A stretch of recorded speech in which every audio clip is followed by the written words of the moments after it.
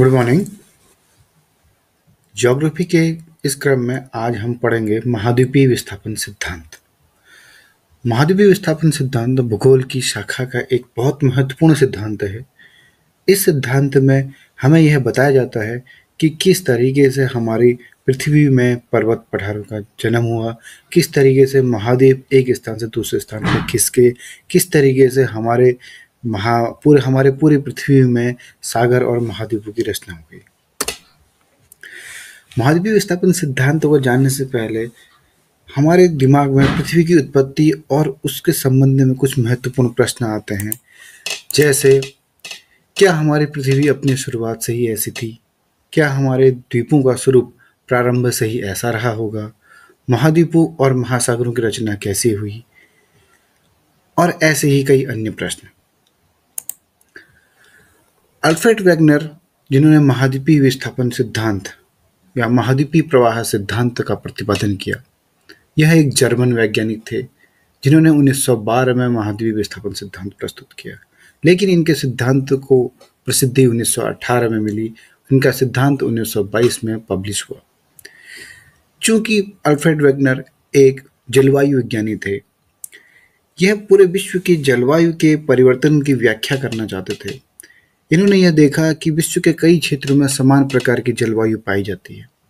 इनके सिद्धांत का मुख्य उद्देश्य जलवायु परिवर्तन की व्याख्या करना था, साथ ही महाद्वीपों और महासागरों की गतिशीलता को प्रमाणित करना। इन्होंने यह देखा कि पूरे महाद्वीप और महासागर में कई स्थान ऐसे हैं जहां पर एक ही प्रकार की जलवायु पाई जाती है। इस आधार पर उन्होंने यह देखा कि सारे के सारे ये एक द्वीप हो सकता है कभी किसी एक ही महाद्वीप का हिस्सा रहे हों। अपने सिद्धांत के प्रस्तुतिकरण में इनकी प्रमुख मान्यताएं थी। सर्वप्रथम मान्यता यह थी कि पृथ्वी की 3 परतें हैं: सियाल, सीमा और नीफे। सियाल, सीमा और नीफे। सियाल चूंकि पृथ्वी की बहुत आउटर मोस्ट क्रस्ट है, जिसको वर्तमान में क्रस्ट के नाम से जाना जाता है, साथ ही सीमा को मेंटल और नीफे को कोर के नाम से जाना जाता है। सियाल हल्के पदार्थों से मिलकर बनी हुई एक ऊपरी परत है, इसके बाद सीमा और इसके बाद नीफे। सीमा एक तरल अवस्था में एक मैग्मा के रूप में पृथ्वी में मौजूद है। यह माना जाता है कि सियाल सीमा के ऊपर तैर रही है। आगे अल्फ्रेड वेगनर ये मानते थे कि कार्बोनिफेरस काल में एक बहुत बड़ा भूखंड था जिसको पेंजिया कहा गया। पेंजिया पैंथेलासा नामक सागर से घिरा हुआ था। कालांतर में पेंजिया 2 भागों में टूटा, जिसको लॉरेंशिया, ऊपरी भाग जो कि उत्तर का भाग आपको दिखाई दे रहा है, इसको लॉरेंशिया, और जो दक्षिण का भाग दिखाई दे रहा है इसको गोंडवाना कहा गया। इसी टूटने की प्रक्रिया के दौरान जो बीच का हिस्सा आया जिसमें महासागर का निर्माण हुआ, इस महासागर या सागर को हम उस वक्त टैथिस सागर कहते हैं, जो कि आज वर्तमान में जिसके अवशेष के रूप में हिमालय पर्वत खड़ा हुआ है। साथ ही इस टैथिस सागर के बनने की प्रक्रिया को टैथिस का खुलना भी कहा जाता है। उसके बाद लॉरेंशिया जो उत्तरी भाग था वह विभिन्न भागों में टूटा, जिसमें नॉर्थ अमेरिका, यूरोप और एशिया जैसे महाद्वीपों की रचना हुई। साथ ही गोंडवाना लैंड दक्षिण का भाग वो भी अनेक महाद्वीपों में टूटा, जिसमें south America, Africa, India, Australia और अंटार्कटिका जैसे द्वीपों की रचना हुई। यही वर्तमान में हमारी पृथ्वी के स्वरूप और विभिन्न महाद्वीप और महासागरों में विभक्त हुए। आगे अल्फ्रेड वेगनर ने यह बताया कि महाद्वीपों के प्रवाह संबंधी कुछ बल रहे, जिनमें भूमध्य रेखा की ओर लगने वाला बल एवं उत्तर की दिशा में लगने वाला बल उत्प्लावन बल और गुरुत्व बल कहलाया। एक ऐसा बल था जिसने हमारे पृथ्वी में मौजूद महाद्वीपों को तोड़कर पश्चिम दिशा की ओर मूवमेंट कराया। इस बल को ज्वारीय बल नाम दिया गया। अल्फ्रेड वेगनर ने महाद्वीपों के प्रवाह संबंधी कई प्रमाणों को प्रस्तुत किया, जिनमें से सबसे मुख्य प्रमाण था जिग्सॉ फिट। उन्होंने पृथ्वी के विभिन्न भूखंडों को एक तरीके से जोड़कर एक नए पेंजिया नामक एक काल्पनिक पेंजिया के द्वीप की जैसे रचना की, जो कि आपको चित्र में दिखाई दे रहा है, जिसमें south America, Africa, Arabian countries, भारतीय प्रायद्वीपीय महाद्वीप, अंटार्कटिका, ऑस्ट्रेलिया। इस तरीके से अल्फ्रेड वेगनर ने पूरे विश्व के कई सारे महाद्वीपों को जोड़कर एक काल्पनिक महाद्वीप की रचना की, जिसको पेंजिया किया, और इस उदाहरण को उन्होंने जिगसॉ फिट नाम दिया गया। इसमें अफ्रीका और दक्षिण अफ्रीका को जोड़ा, अफ्रीका और मेडागास्कर एक द्वीप है उसको जोड़ा, साथ ही अफ्रीका और इंडिया, और इस तरीके से तमाम अनेक द्वीपों को उन्होंने जोड़ने का कार्य किया। इस संबंध में उन्होंने दूसरा प्रमाण कैलोडियन और हर्सिनियम पर्वतों की स्थिति के बारे में दिया। जैसा कि चित्र में दिखाई दे रहा है, अटलांटिक महासागर के पूर्वी छोर एवं पश्चिमी छोर पर पाए जाने वाले पर्वतों की स्थिति में सामंजस्य और समान स्थिति का होना यह दर्शाता है कि यह जो द्वीप थे कभी किसी न किसी एक ही द्वीप का हिस्सा रहे हैं। इन्हीं द्वीपों के आसपास पाए जाने वाले शैल और पादपों में समरूपता दिखाई दी, जिसके आधार पर अल्फ्रेड वेगनर ने यह माना कि यह सारे के सारे द्वीप कभी किसी एक ही बड़े महाद्वीप का हिस्सा रहे हैं।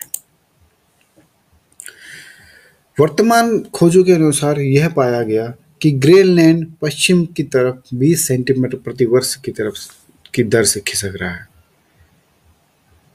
इस आधार पर भी यह माना गया कि अल्फ्रेड वेगनर का सिद्धांत कहीं न कहीं एक मान्यतापूर्ण सिद्धांत है। लेमिंग एक जीव है जो कि चूहे के आकार का दिखाई देता है। इस जीव की एक प्रवृत्ति होती है कि जब इनकी जनसंख्या बहुत अधिक बढ़ने लग जाती है तो यह जीव पश्चिम की तरफ भागने लगते हैं। पश्चिम की तरफ भागते भागते यह जीव अंध महासागर यानी अटलांटिक महासागर में गिरकर आत्महत्या कर लेते हैं। इस आधार पर यह माना गया कि यह जीव इस जीव के पश्चिम की दिशा की तरफ भागने का मुख्य कारण यह रहा कि ग्रीनलैंड कभी या उत्तरी अमेरिका यह कभी न कभी यूरोप और अफ्रीका के द्वीपों का हिस्सा रहे होंगे, या ये द्वीप कभी आपस में जुड़े हुए रहे होंगे। इसीलिए जब इन जीवों की उत्पत्ति या इन जीवों की जनसंख्या बढ़ने लग जाती है तो यह जीव खाने की तलाश में पश्चिम की तरफ भागना शुरू कर देते हैं। परंतु वर्तमान समय में ग्रीनलैंड और उत्तरी अमेरिका यह द्वीप खिसक जाने की वजह से या आगे चले जाने की वजह से या पश्चिम की तरफ चले जाने की वजह से अंध महासागर के में ये सारे के सारे जीव डूब कर मर जाते हैं। यह लेमिंग एक जीव है जो कि चूहे का आकार का दिखाई दे रहा है। ग्लोब्सोप्टेरिस एक पादप है। इस पादप का भारत, दक्षिण अमेरिका, फॉकलैंड, ब्राजील, ऑस्ट्रेलिया एवं अंटार्कटिका आदि क्षेत्रों में पाया जाना यह दर्शाता है कि ये सभी के सभी महाद्वीप या सभी के सभी द्वीप कभी न कभी किसी एक ही महाद्वीप या किसी एक बहुत बड़े भूखंड का हिस्सा रहे होंगे, जिसको कि वेगनर महोदय ने पेंजिया नाम दिया।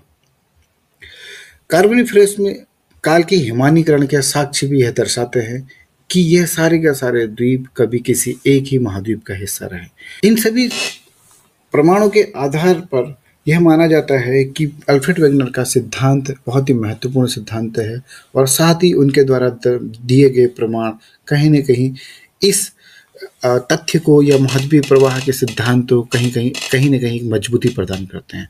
लेकिन इन्हीं मजबूती के प्रदान करने के साथ साथ ही अल्फ्रेड वेगनर के कई जगहों पर आलोचना भी हुई है। इनकी मुख्य आलोचनाओं में सबसे पहले वेगनर के द्वारा बताए गए प्रवाह संबंधी बलों का भूखंड प्रवाह के लिए काफ़ी नहीं है। यह माना जाता है कि ज्वारीय बल या उनके द्वारा बताया गया प्लवन बल या गुरुत्व बल, ये सारे बल इतने काफ़ी नहीं हैं जिससे कि इतने बड़े भूखंड आपस में टूटकर एक दूसरे से इतना दूर विचलित हो जाते हैं या एक दूसरे से इतना दूर प्रवाह कर सकते हैं। हालांकि बाद में 1930 में आर्थर होम्स ने एक सिद्धांत प्रस्तुत किया था जिसको कन्वेक्शन करंट थ्योरी या संवहनीय धारा सिद्धांत के नाम से जाना गया, जिसमें यह बताया गया कि पृथ्वी के अंदर मैग्मा और मैग्मा से निकलने वाली तमाम तरह की तरंगों से यह बल उत्पन्न होता है जिससे इन भूखंडों में प्रवाह हुआ। लेकिन वेगनर के द्वारा बताए गए प्रभाव जो बल हैं वह इन सभी भूखंडों को खिसकाने के लिए काफ़ी नहीं थे। दूसरा, वेगनर ने यह बोला कि कार्बोनिफेरस काल में पेंजिया भूखंड में विखंडन शुरू हुआ, लेकिन उन्होंने यह नहीं बताया कि यह कार्बोनिफेरस काल से पहले भी यह बल प्रभावी था, तो कार्बोनिफेरस काल से पहले इन पैंजिया नामक भूखंड में विखंडन क्यों नहीं हुआ। इन सभी आधारों पर यह मानना उचित होगा कि कहीं न कहीं वैगनर का सिद्धांत भूगोल के विकास में एक बहुत महत्वपूर्ण योगदान देता है। इसी सिद्धांत के इसी सिद्धांतों को आगे बढ़ाते हुए 1960 और 1970 के दशक में प्लेट टेक्टोनिक की व्याख्या में बहुत महत्वपूर्ण योगदान हुआ, जिससे ये माना जाता है कि प्लेट टेक्टोनिक का सिद्धांत आज के भूगोल के विकास में एक बहुत महत्वपूर्ण है। धन्यवाद।